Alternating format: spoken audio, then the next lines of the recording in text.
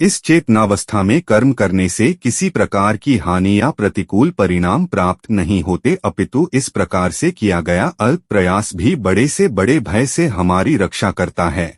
हमारे सामने सबसे बड़ा भय यह है कि अगले जन्म में हमें संभवतः मानव देह प्राप्त होने के स्थान पर कहीं निम्न योनियों जैसे पशु पक्षी आदि की योनियों में जन्म लेना और नरक लोकों आदि में न जाना पड़े। हमें यह आत्मसंतुष्टि नहीं हो सकती कि अगले जन्म में हमारे लिए मनुष्य योनि सुरक्षित रहेगी, क्योंकि पुनर्जन्म का निर्धारण हमारे कर्मों और इस जीवन की चेतनावस्था के अनुसार होता है।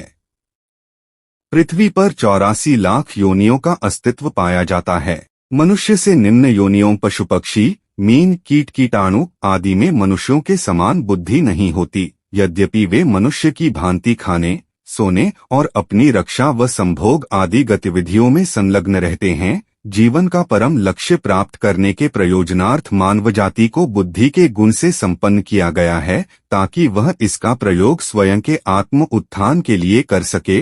अगर मनुष्य अपनी बुद्धि का प्रयोग पशुओं की भांति केवल खाने सोने संभोग और अपनी रक्षा करने आदि जैसे कार्यों में भोग विलास के लिए करता है, तब यह मानव जीवन को व्यर्थ करने के समान है। यदि कोई मनुष्य जीवन के क्षणिक सुख के लिए खाद्य पदार्थों का सेवन करने में ही जीवन व्यतीत कर देता है, तब अगले जन्म में उस व्यक्ति के लिए सुअर का शरीर अति उपयुक्त होगा और उस मनुष्य को अगले जन्म में सुअर का शरीर मिलेगा।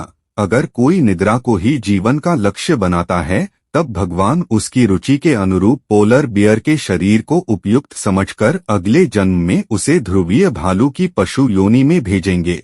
इसलिए हमारे सामने सबसे बड़ा भय यह है कि शायद अगले जन्म में हमें मानव शरीर नहीं मिलेगा। वेदों में वर्णन किया गया है कि मनुष्यों मानव जीवन पाने का बहुत कम अवसर मिलता है। यदि तुम इसका उपयोग परम लक्ष्य को प्राप्त करने में नहीं करते, तब तुम्हें घोर संकटों का सामना करना पड़ेगा। कठोपनिषद में आगे यह वर्णन है कि यदि तुम इस जीवन में भगवत प्राप्ति का प्रयास नहीं करते, तो तुम्हें कई जन्मों तक 84 लाख योनियों में चक्कर लगाना पड़ेगा। एक बार जब हम आध्यात्मिक मार्ग पर चलना आरंभ कर देते हैं, लेकिन यदि हम इस जीवन में अपनी आध्यात्मिक यात्रा को पूर्ण नहीं कर पाते, तब भगवान हमारी इस ओर चलने की इच्छा को देखते हुए हमें पुनः मनुष्य का शरीर देते हैं, ताकि हम अपनी आध्यात्मिक यात्रा को पुनः वहीं से प्रारंभ कर सके जहां से हमने इसे छोड़ा था। इस प्रकार से हम बड़े जोखिम से बच जाते हैं। श्री कृष्ण यह भी कहते हैं कि इस मार्ग का अनुसरण करने के प्रयास से किसी प्रकार की हानि नहीं होती, क्योंकि वर्तमान जीवन में हम जो भौतिक पदार्थ और धन संपदा इकट्ठा करते हैं, उसे बाद में मृत्यु के समय हम इसी संसार में छोड़ जाते हैं।